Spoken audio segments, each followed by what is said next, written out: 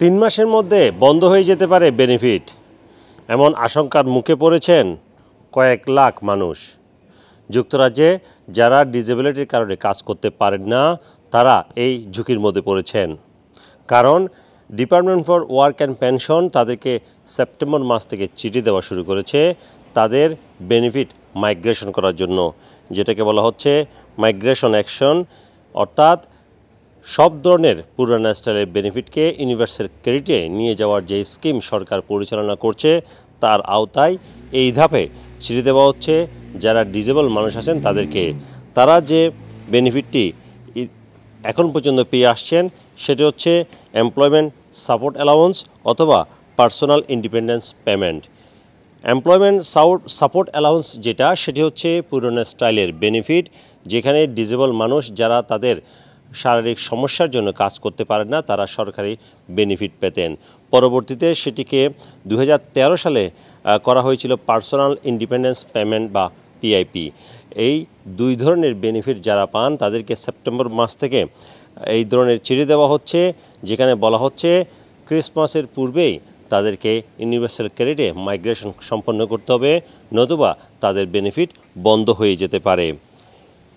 যারা এই দুই ধরনের বেনিফিট আছেন তাদেরকে যে চিঠি দেওয়া হচ্ছে সেটি হচ্ছে ম্যানেজ মাইগ্রেশন স্কিমের আওতায়, এবং তাদেরকে এই ইউনিভার্সাল ক্রেডিটে মাইগ্রেট করার জন্য বলা হচ্ছে। এই চিঠিগুলো দেওয়া হচ্ছে সেপ্টেম্বর থেকে, যেগুলোকে বলা হচ্ছে মাইগ্রেশন নোটিশ, এবং এগুলো যারা ইএসএ এমপ্লয়মেন্ট সাপোর্ট অ্যালাউন্সে আছেন অথবা পার্সোনাল ইন্ডিপেন্ডেন্স পেমেন্টে আছেন তাদেরকে দেওয়া হচ্ছে, এবং এই 3 মাসের মধ্যে যদি তারা ইউনিভার্সাল ক্রেডিটে মাইগ্রেশন না করে তাহলে তাদের বেনিফিট বন্ধ হয়ে যাবে। এখানে সবচেয়ে বড় সমস্যা যেটি হচ্ছে সেটি হচ্ছে অনেকে হয়তো চিঠি পেয়েছেন কিন্তু অনেকে হয়তো বা শারীরিক অসুস্থতার জন্য এই মাইগ্রেশনটি করতে পারবেন না, এর ফলে কিন্তু তারা বড় ধরনের বিপদে পড়বেন।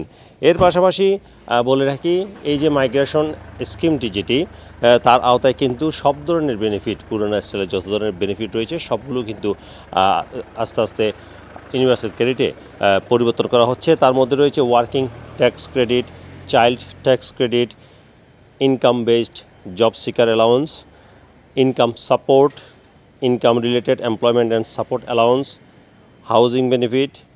এই সব বেনিফিটও কিন্তু ইতিমধ্যে অনেকগুলো বেনিফিটকে ইউনিভার্সাল ক্রেডিটে নিয়ে যাওয়া হয়েছে, আবার অনেকগুলো বেনিফিটভোগী এখনও চিঠি পাননি। কিন্তু যখনই আপনি চিঠি পাবেন এই যে মাইগ্রেশন অ্যাকশনের জন্য, তখনই কিন্তু আপনি 3 মাসের সময় পাবেন, এবং এই 3 মাসের মধ্যে কিন্তু আপনাকে ইউনিভার্সাল ক্রেডিটের জন্য আবেদন করতে হবে।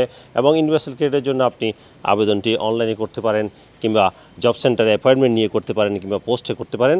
যে ধরনের নির্দেশনা চিঠিতে দেওয়া আছে সেই নির্দেশনা অনুযায়ী আপনাকে নির্দিষ্ট সময়ের মধ্যে এই মাইগ্রেশনটি সম্পন্ন করতে হবে, অন্যথায় আপনার বেনিফিট বন্ধ হয়ে যেতে পারে এবং বিপদে পড়তে পারেন আপনি। সেজন্য যারাই এমপ্লয়মেন্ট সাপোর্ট অ্যালাউন্সে আছেন কিংবা পিআইপিতে আছেন তারা যেন অবশ্যই এই ধরনের চিঠি পাওয়ার সাথে সাথে কার্যকর ব্যবস্থা নেন, যাতে করে কোনো ধরনের সমস্যায় তারা না পড়েন। সেজন্য সকলকে সতর্ক থাকার অনুরোধ জানানো হয়েছে ডিপার্টমেন্ট ফর ওয়ার্ক অ্যান্ড পেনশনের পক্ষ থেকে। Sarwar Hossain, top news, London.